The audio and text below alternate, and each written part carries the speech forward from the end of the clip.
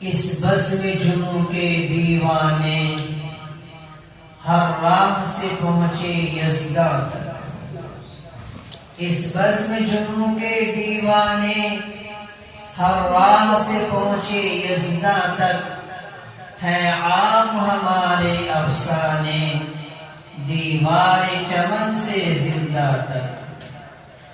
100 بار سوارا ہے ہم نے اس ملک کے گیسوئے برہم کو،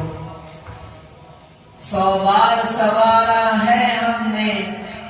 اس ملک کے گیسوئے برہم کو، یہ اہل جنوں بتلائیں گے کیا ہم نے دیا ہے عالم کو۔ محترم سامعین،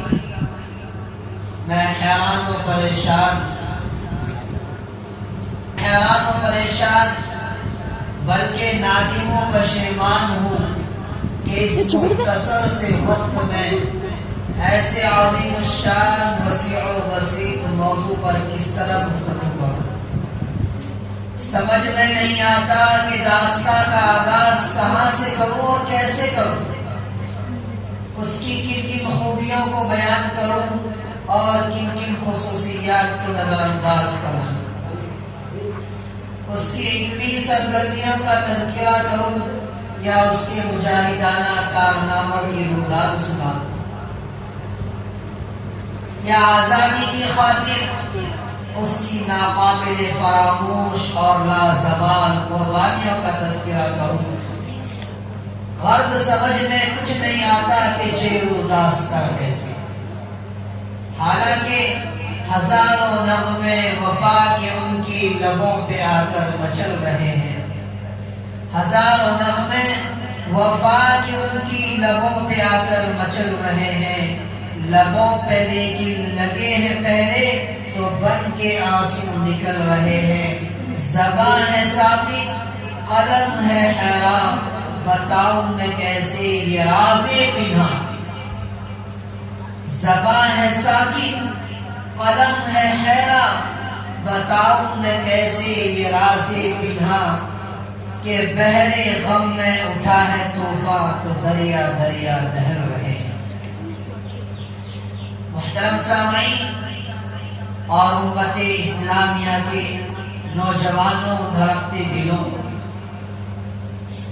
بڑے دکھ اور افسوس کی بات ہے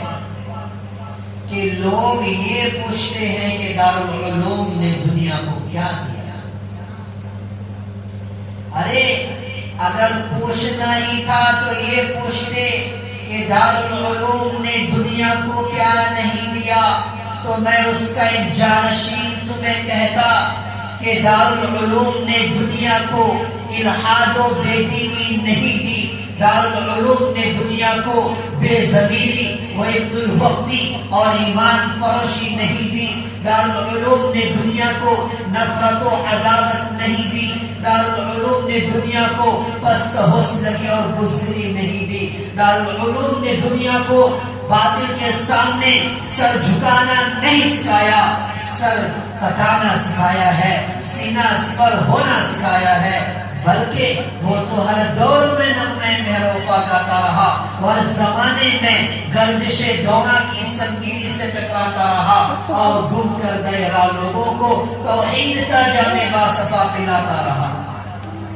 وہ ہر دور میں سنت خیر الورا کے زمزمے گاتا رہا، باغبان وقت نے رنج و محن کے کانٹے چبھائے، امواج حوادث نے بحر غم میں غوطے کھلائے، مگر اس جوش جنوں کے دیوانے پیکر آشفتہ سری اور سودائے عشق کے خریدار نے ان تمام سنگینوں کو نظر انداز کرتے ہوئے اعلان کر دیا تیرے عشق میں نے کوہ غم سر پہ لیا جو ہو سو ہو، تیرے عشق میں نے کوہ غم سر پہ لیا جو ہو سو ہو، وعیش و نشاط زندگی چھوڑ دیا جو ہو سو ہو، اے طوفان تند و تیز جاؤ ہمیں سمجھاؤ،